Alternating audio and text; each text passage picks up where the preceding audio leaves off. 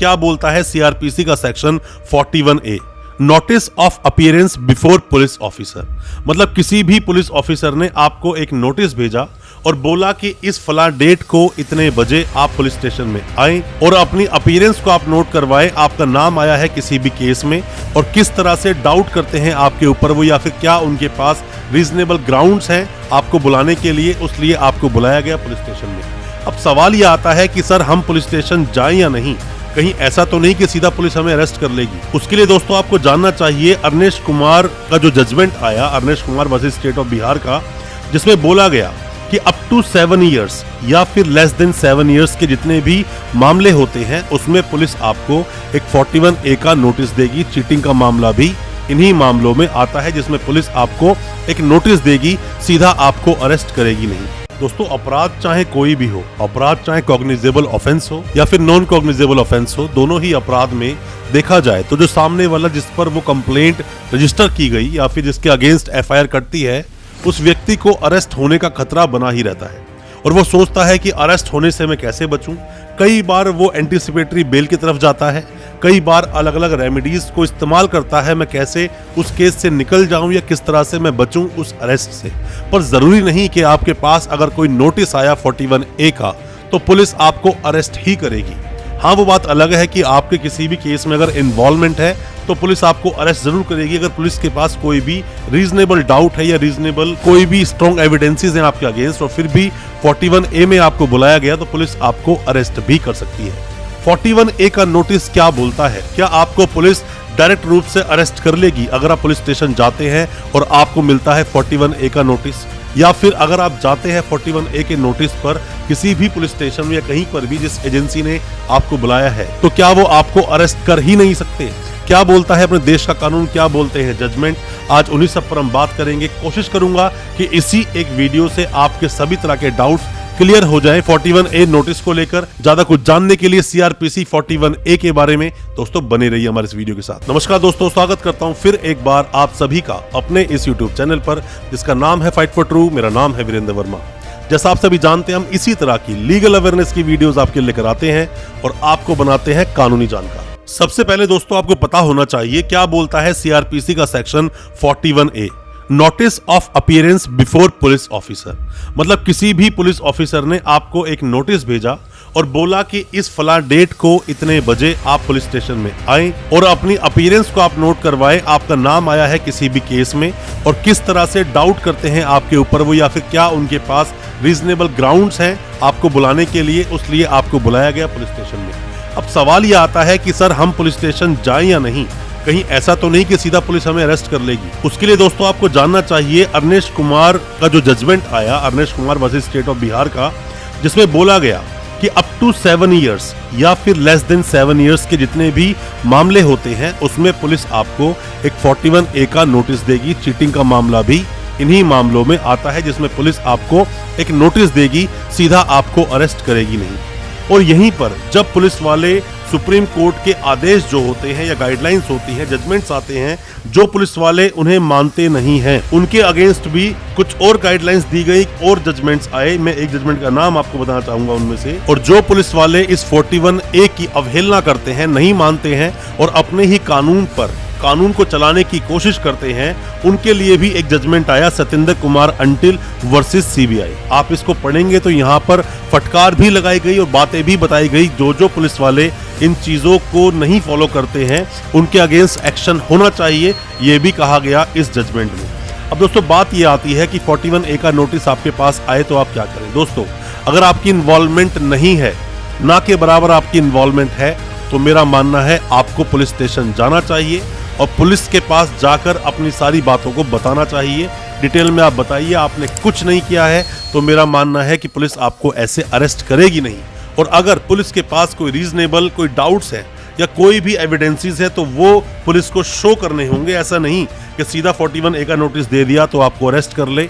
पर ऐसे बहुत सारे मुकदमों में, ऐसे बहुत सारे मामलों में देखा गया है कि 41A का जब नोटिस आया और जब वो व्यक्ति गया पुलिस स्टेशन में तो पुलिस ने उसको बिठा लिया, पुलिस ने उसको अरेस्ट कर लिया, ऐसा भी देखा गया है। एंटीसिपेटरी बेल के लिए सीधा चले जाना, अगर आपके पास 41A का नोटिस आया है तो मेरा मानना है सीधा ही आपको 41A का नोटिस मिलते ही एंटीसिपेटरी बेल नहीं लगानी चाहिए।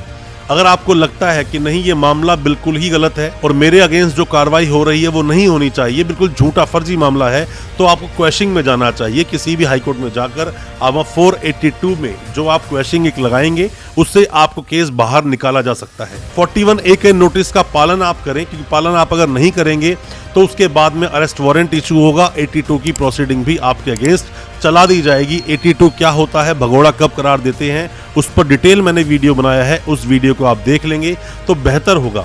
और आपके साथ 41A जैसी कोई घटना अगर हुई है, आपके पास कोई नोटिस आया है, उसके बारे में आपका क्या था एक्सपीरियंस या क्या बताना चाहते हैं, कमेंट बॉक्स में जरूर बताना, हमें उसका भी इंतजार रहेगा। हो सकता है उन चीजों से और लोगों को कुछ सीखने को मिले। अब दोस्तों होता क्या है, कब कब आपके पास 41A का नोटिस आता है। मान लीजिए कि कोई भी FIR हुई, FIR में आपका नाम है और मामला था जिसकी क्या कैद जो होती है, मतलब सजा जो होती है 7 साल तक या फिर 7 साल से कम थी, वहां आपको 41A का नोटिस आएगा।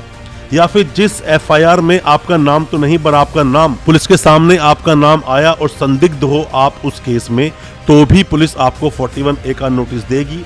या फिर कोई भी अपराध जो हुआ, उस अपराध को रोकने के लिए आपका कोई नाम आ गया किसी भी अपराध में, अब उस अपराध को रोकना है पुलिस को, तो वहां पर भी 41A का नोटिस आपको सर्व कर दिया जाएगा और आपको पुलिस स्टेशन जाना होगा।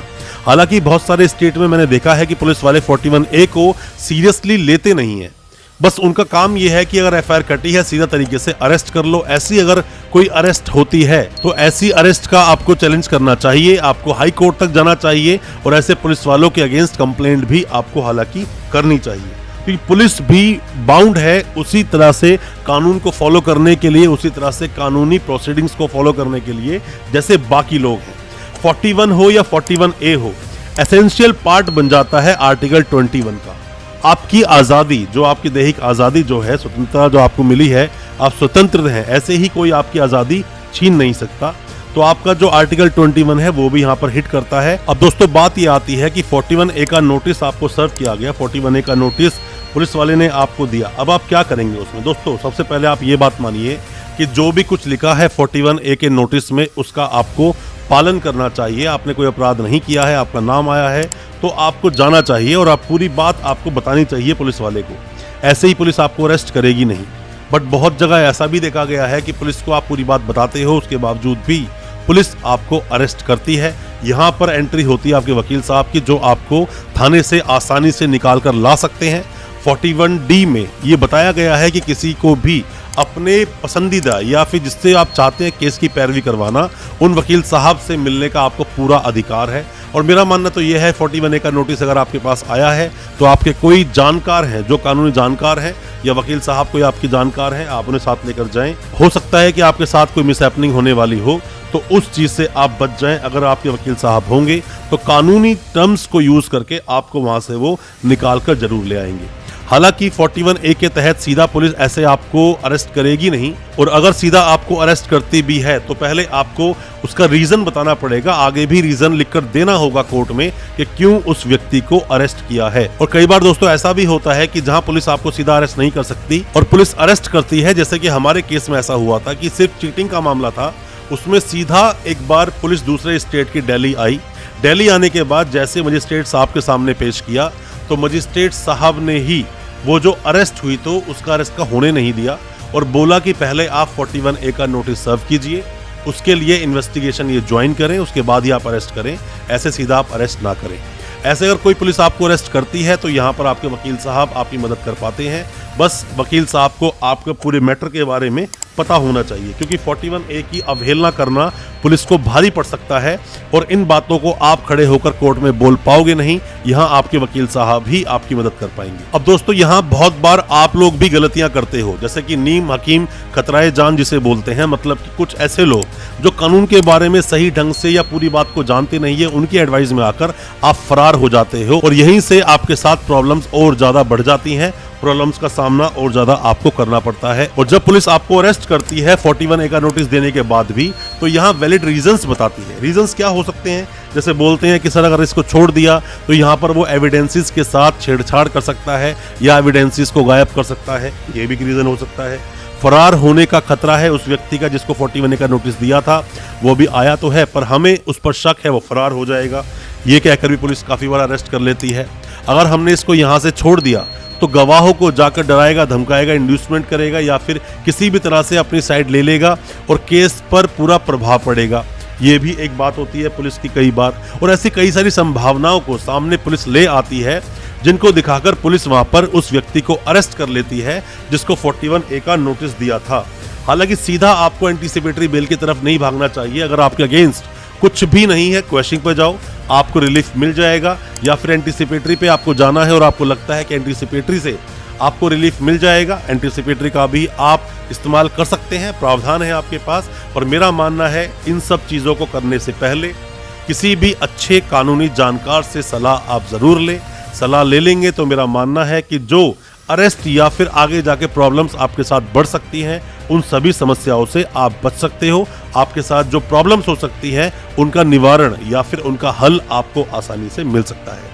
दोस्तों, आप क्या जानना चाहते हैं? क्या आपको कभी 41A का नोटिस मिला है, या आप जानना चाहते हैं किसी पुलिस वाले ने आपके साथ गलत किया, कंप्लेंट उनकी आप कैसे करेंगे? कमेंट बॉक्स में अपने सवाल जरूर पूछना। कोई सलाह चाहते हैं आप हमें व्हाट्सएप पर मैसेज करें या अपने कमेंट बॉक्स में जाकर सवाल को पूछें, हम आपको रिप्लाई जरूर करेंगे और कोशिश करेंगे आपको भी जानकार बनाने की। जो भी कोई प्रॉब्लम्स आपके साथ हुई हैं उसके सॉल्यूशन आपको प्रॉपर तरीके से देने की। दोस्तों, अच्छा लगा आज का वीडियो? हमारी वीडियो को ज़्यादा से ज़्यादा अपने दोस्तों, परिजन, परिवार में शेयर करें ताकि वो भी अपने आप को कानूनी जानकार बना सकें, और हमारे चैनल को अभी सब्सक्राइब करें, साथ में लगा बेल आइकन जरूर दबा दें ताकि इसी तरह की लीगल अवेयरनेस की वीडियोस हम आपके लेकर आ सकें सबसे पहले। बहुत बहुत शुक्रिया, धन्यवाद हमारी इस वीडियो के साथ बने रहने के लिए।